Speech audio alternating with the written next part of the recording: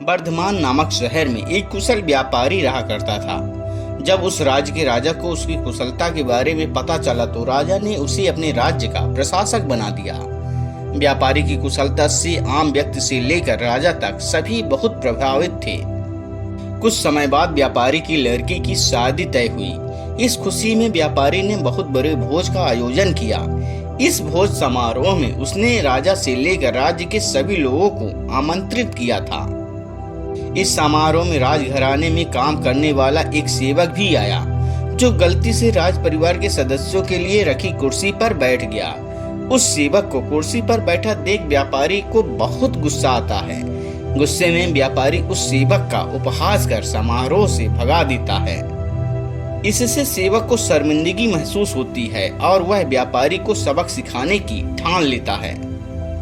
कुछ दिन बाद जब वह राजा के कमरे में सफाई कर रहा होता है तो उस समय राजा कच्ची नींद में होता है। सेवक मौके का फायदा उठाकर बड़बड़ाना शुरू कर देता है। सेवक बोलता है, व्यापारी की इतनी हिम्मत जो रानी के साथ दुर्व्यवहार करे।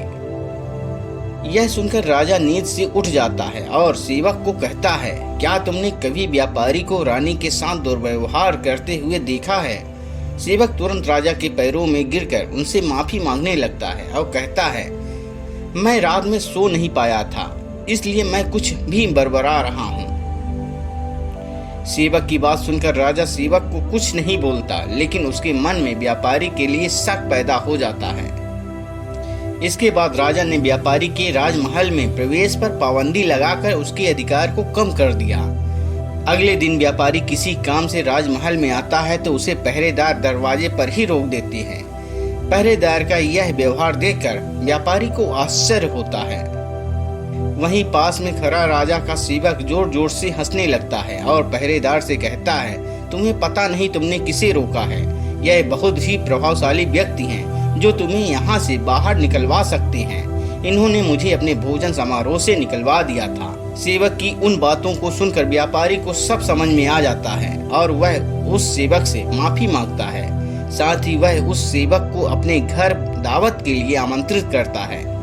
व्यापारी ने सेवक को बड़े विनम्र भाव से भोज कराया और कहा कि उस दिन के लिए मैं आपसे माफी मांगता हूँ। उस दिन जो भी किया गलत था। व्यापारी से सम्मान पाकर सेवक खुश होता है और कहता है, आप परेशान ना हो, राजा से खोया हुआ सम्मान आपको जल्दी वापस दिलाऊंगा।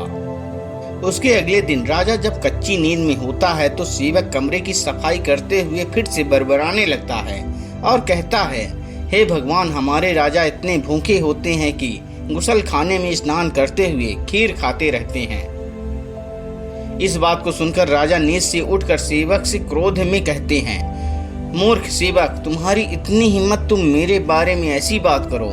राजा के क्रोध को देखकर सेवक पैर में गिरकर माफी मांगता है और कहता है, महाराज, रात को मैं ठीक से सो नहीं पाया था, इसलिए कुछ भी बड़बड़ा रहा हूँ। फिर राजा सोचने लगता है, अगर यह सेवक मेरे बारे में ऐसा बोल सकता है तो उस व्यापारी के बारे में भी झूठ ही बोल रहा होगा।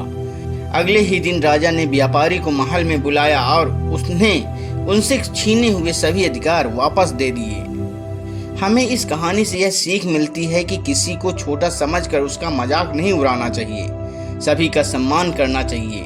किसी को नीचा दिखाने से एक दिन खुद भी अपमान का सामना करना पड़ता है। YouTube में ऐसी कहानियां सुनने के लिए मेरे चैनल को सब्सक्राइब करें, वीडियो को लाइक करें और दोस्तों में शेयर करें, ताकि जब भी मैं इस तरह की कहानियां YouTube में अपलोड करूं तो उसका नोटिफिकेशन आपको मिलता रहे। शेष जय हिंद।